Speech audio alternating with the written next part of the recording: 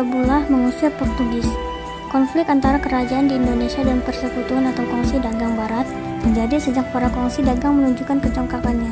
Sebagai contoh, pada tahun 1529 terjadi perang antara Tidore dan Portugis.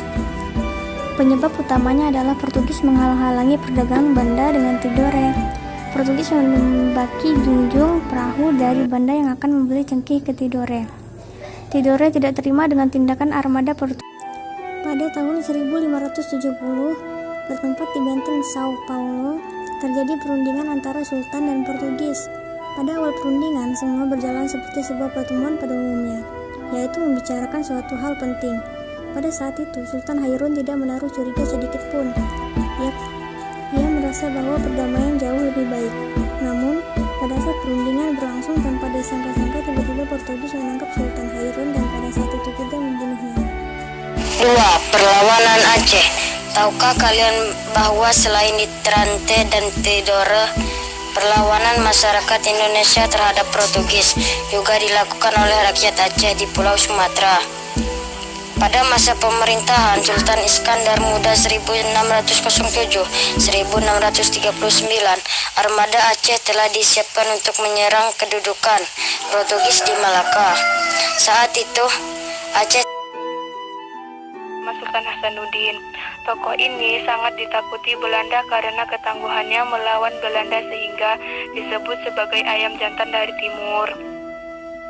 Sultan Hasanuddin adalah Raja Goa di Sulawesi Selatan. Suatu ketika, kerajaan Goa Sultan Hasanuddin dan Bone Arung Palaka berselisih paham.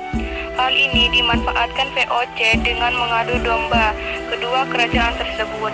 VOC memberikan Perjanjian Bonggagaya adalah perjanjian antara Sultan Hasanuddin dan VOC.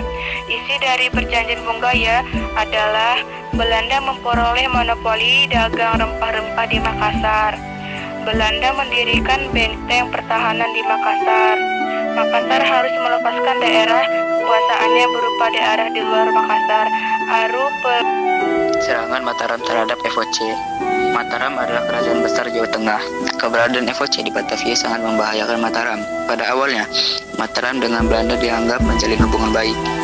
Belanda diizinkan mendirikan benteng Gudang Loji untuk kantor dagang di Jepara pada tahun 1615. Belanda juga memberikan 2 meriam untuk kerajaan Mataram.